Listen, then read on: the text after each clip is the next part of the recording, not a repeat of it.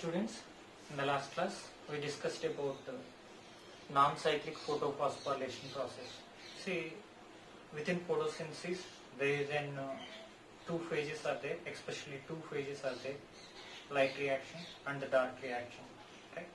See, within that light reaction, whatever that light energy is there, the light energy is converted into chemical energy. The light energy is converted into chemical energy. So in that process, there is a production of ATP and production of NADPH2 which takes place. So here there is a byproduct is there. Oxygen is the byproduct, but that is the very important product for the surveillance of the all living creatures or all living organisms. So here what I am telling, within the light reactions, again two types of major pigments are there, means major types of process are there. See, there is a PS1 photosystem, right? That is nothing but photosystem 1, and other one is the PS2 photosystem 2. So based on the presence and absence, or based on the involvement, the process, especially the photosystem process, can be classified into two types. One is called as cyclic photophosphorylation process and non-cyclic photophosphorylation process. In cyclic photophosphorylation process, only PS1 is involved. In non-cyclic photophosphorylation process, PS1 and PS2 both are involved. And we already discussed, within non-cyclic photophosphorylation process, there is an photolysis of water will be takes place. That is nothing but splitting of water molecule. The process is called as Hill's reaction. By the splitting of water molecule, there is a generation of or production of oxygen will be takes place, right? So that is about the rough explanation regarding to that photosynthesis process. We already discussed regarding to that non-cyclic photophosphorylation process, right? And coming to this class, we are discussing about the cyclic photophosphorylation process. So why this one is cyclic? See, here electrons are transferred in a cyclic manner. Here electrons are transferred in a cyclic manner. Remember, within non-cyclic photophosphorylation, at one particular position, electrons are generated. At one particular position, the electrons are neutralized. The electrons are neutralized, or the electrons are accepted by other compound like NADP. NADP accepts the electrons. That one is converted into NADPH2. So what I am telling, within non-cyclic photophosphorylation, continuously generation of electrons is very important step. That electrons are generated by the splitting of water molecule. But remember all of you, within non-cyclic photophosphorylation process, no need of generation of electrons, because whatever the electrons are there, these electrons are continuously rotating. We know about the physics when a compound, we know about the chemistry or physics, right? See, when a compound at the ground state level, right? So that is the normal state, right? When absorption of light energy, or when the compound absorbs energy, that time the molecules are enter into the higher level. The molecules are enter into the higher level or excited level, right? So in that case, the compound is ready to donate the electrons. So here also, when these compounds absorbs the light energy, that time the compounds are donates the electrons. Again, that electrons are moving from one complex to another complex. The electrons are moving from one complex to another complex. So this is a very simple phenomena within that cyclic photophosphorylation process. Electrons are transported in a cyclic manner. There is no generation of new electrons here. There is no acceptance of electrons here. There is nothing but there is no neutralization of electrons. Continuously the electrons are transported in a cyclic manner. So here there is a P700 pigment is there. This is completely related to PS1 system, right? That PS1 system, right? So here this is the P700 absorbs the light energy. Here that light energy subjected to that PS1 system, right? Again that See here, during this process electrons are generated, the electrons are transported. Electrons are not generated, sorry, electrons, whatever that compound contains, PS1 contains, electrons are there, the electrons are transported. The electrons are transported. See, this compound contains electrons are subjected to that next complex. Again, this complex contains electrons are subjected to the next complex. See, the electrons are continuously transported from one complex to the another complex. So here PS1, it contains that electrons at excited level. The electrons are donated to that iron sulfur clusters and flavin redoxin substances, right? Again, these electrons are subjected to that ferredoxin. The electrons are subjected to the ferredoxin, right? Again, ferredoxin, the electrons are subjected to the cytochrome B6. Cytochrome B6. Again, the electrons are subject to that plastoquinone. The electrons are subject to the plastoquinone. All of you remember, we already discussed about that plastoquinone, right? It's having that two states are there. One of the state is called as reduced state, other state is called as oxidized state. See here, oxidized state is nothing but, see here, this state is the oxidized state because it's not, this component is not interact with hydrogen atoms here or H plus ions. So this state is called as oxygenated state. So this state is called as reduced state because it's already binded with the hydrogen atoms or H plus ions. So this is one of the reduced state, this is one of the oxidized state. So how the conversion takes place? When the oxidized state gains the electrons, that time, so yeah, plastoquinone absorbs the protons, two protons from stroma. When the plastoquinone gains the electrons, that time, for the stabilization purpose, the plastoquinone absorbs two protons for the stabilization purpose, right? So once it gains that two protons and the two electrons, okay, this is the oxidized state. The oxidized state is converted into reduced state. The oxidized state is converted into the reduced state. So this is about the reduced state. This is about the oxidized state. So once it gains the electrons and it accepts the protons, right? Then the oxidized state is converted into reduced state. Then when it's losing the electrons, because okay, this is the cyclic manner transport, definitely, okay, there is a gaining and losing steps are there. So this is the gaining step and this is the losing step. Once it loses the two electrons, in that process, protons also loosed, then the protons are transported to lumen. The protons are transported to the lumen. Then here the plastoquinone, it donates that electrons to the cytochrome F. Again the cytochrome F donates the electrons to plastocyanin. Again plastocyanin to the P700 pigment. Again P700 pigment to PS1. So this is the cyclic manner transportation of electrons. So then what is the use of pumping of H plus ions? Remember here one cycle transports that 4 H plus ions. See here totally 2 electrons are involved and 4 H plus ions are transported, right? We know already the concept here. Inside the lumen there is an okay, this is the lumen, right? This is the stroma, right? See always either in cyclic phosphorylation, photophosphorylation, either in cyclic photophosphorylation, either in non-cyclic photophosphorylation process. See the lumen pH is here, whatever that lumen is there, the lumen pH is here 5. The lumen pH is 5. So here stroma, whatever that stroma is there, right, this region is the stroma, right, this region is the lumen.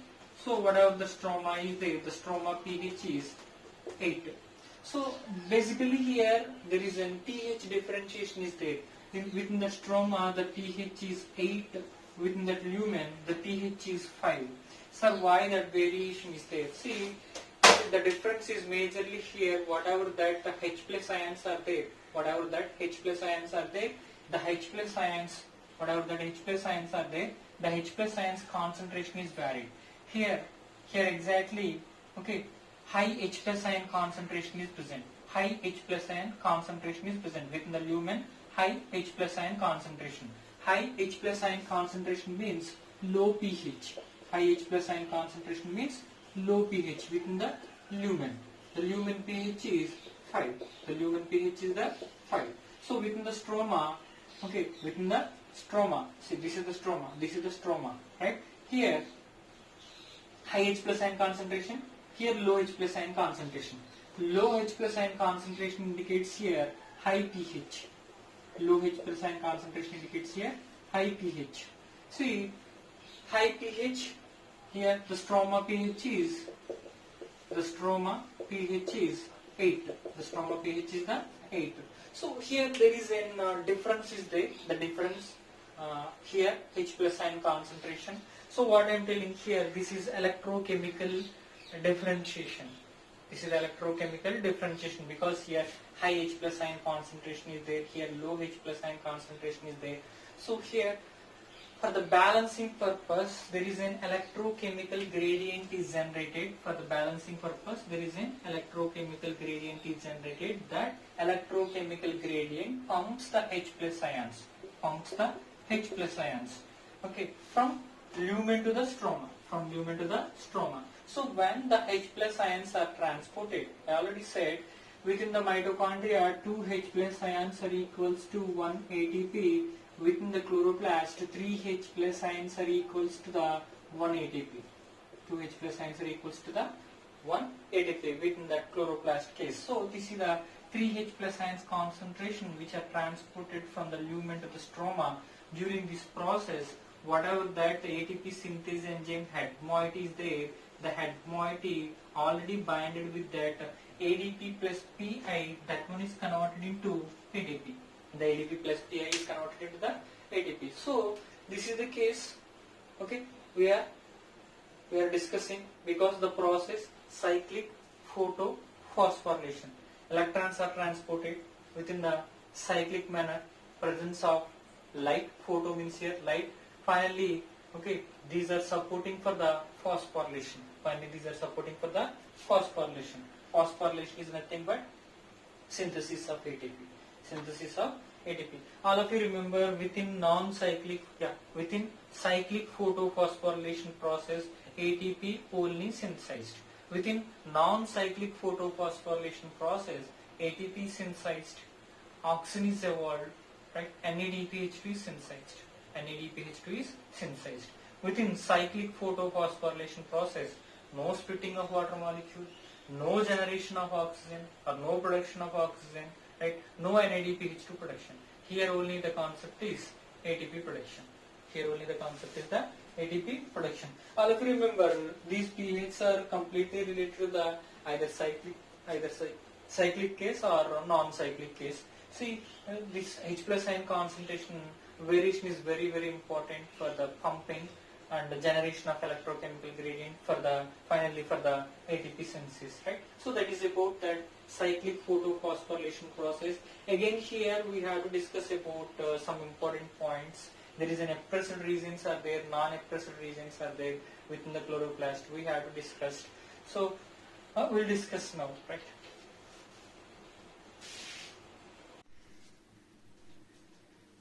Within the chloroplast structure also we have to discuss about thylakoid membrane. Definitely the cyclic and non-cyclic photophosphorylation majorly done by the thylakoid membranes, no doubt, because the thylakoid membrane contains the different types of electron transport chain complexes which are involved in the transportation of electrons, right? So in the first year also we discussed, when we discussed about the chloroplast structure, that time we discussed about appressed regions and the non-appressed regions. So suppose a row of plate-like structures are there, right, which are called as grana, right? See, these are the plate-like structures. Within the plate-like structures, okay, certain part is contact with the stroma, certain part is not contact with the stroma.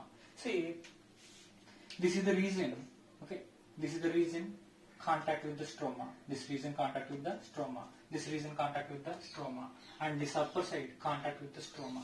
So here whatever the regions which are contact with the stroma,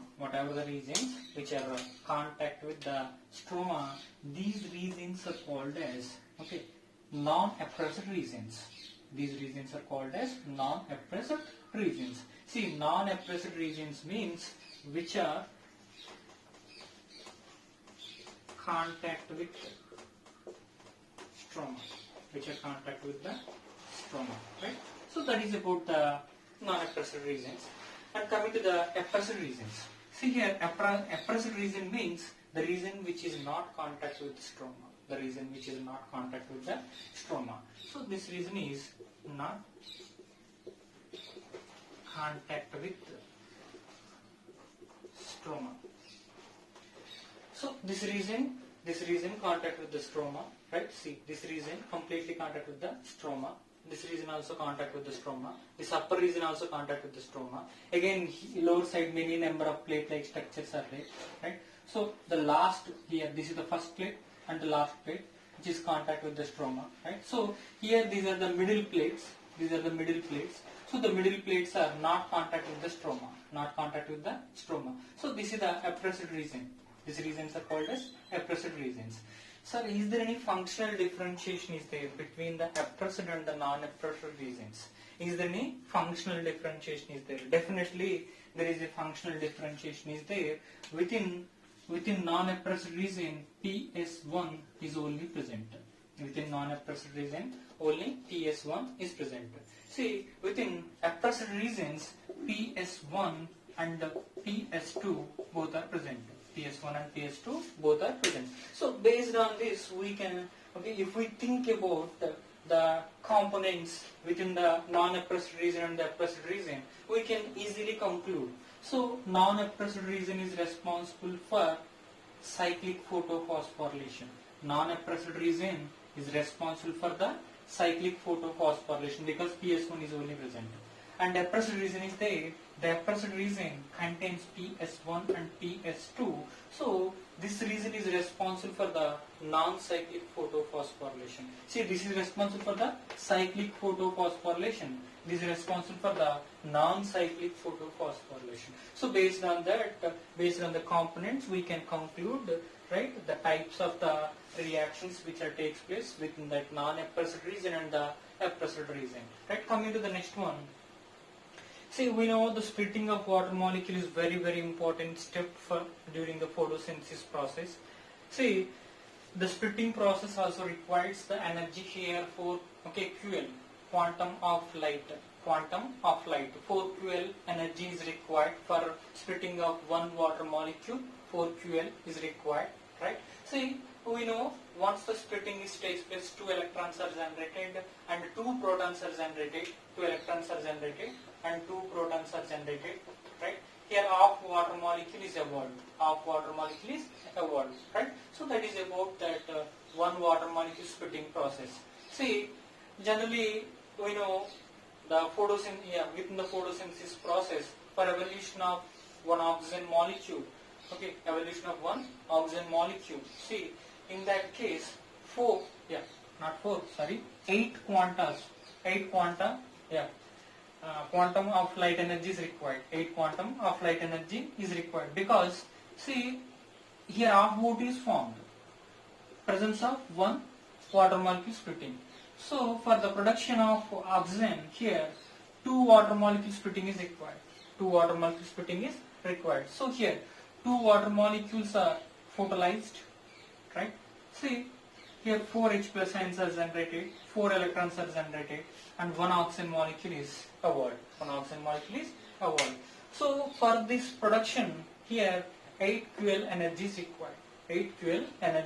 required. Right? So that is about that the energy requirement for the photolysis process. See, this is about the appressed regions and the non-appressed regions. Right? See, next one, just we have one table how H plus ions are generated, and how oxygen is generated, and we need to definitely learn it because some of the calculations also given. So I will give one table. Based on that we can easily calculate all the components which are produced within cyclic or non-cyclic, especially here non-cyclic photophosphorylation.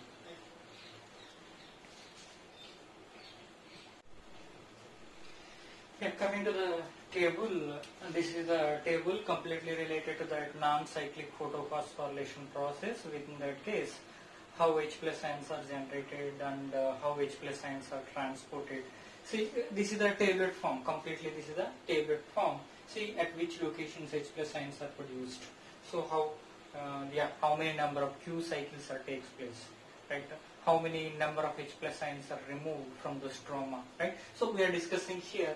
See, the very first one is number of electron transport chains. See, how many, here one is indicates one reaction is completed. One reaction is completed means not electron. See, this is the PS2 and this is the PS1 and this is finally NADPH2. NADPH plus H plus.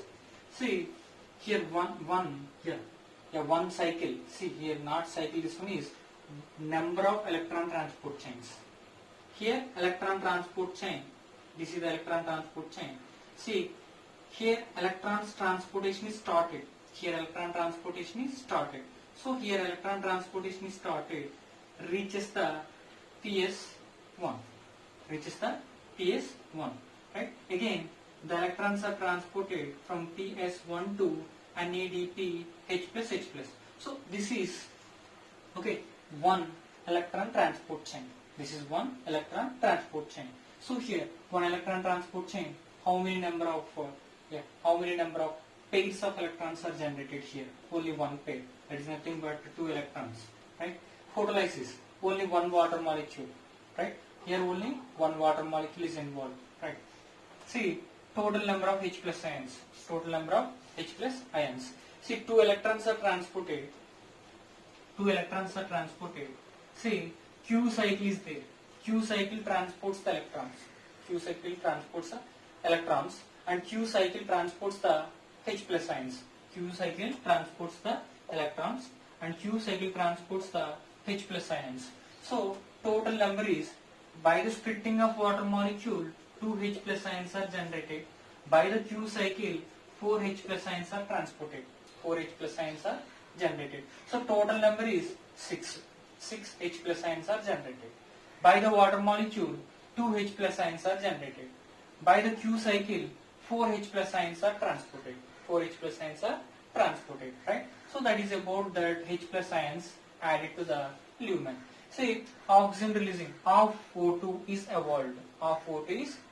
Right? ATP, here 2 ATP molecules. 2 ATP molecules means 6 H plus ions are there. Okay, here 3 H plus ions are equals to 1 ATP. 3 H plus ions are equals to 1 ATP. So here 6 H plus ions means 2 ATPs. So here 2 ATPs are produced. Finally, one electron transport chain, one NADP H plus production takes place. One NADP H2, not H2, NADP H plus production takes place. Right? That is about the here one electron transport chain. For suppose 12 electron transport chains. Here 12 pairs, 12 water molecules. 72 here, 6 into 12, 72, right? 24 H plus ions by the water molecule and 48 by the Q cycle. 48 by the Q cycle. See, this one is simple. This off, right? 6O2. 6O2, right? And next one, here ATP, number of ATP. See, this one is 2. For 1 is 2.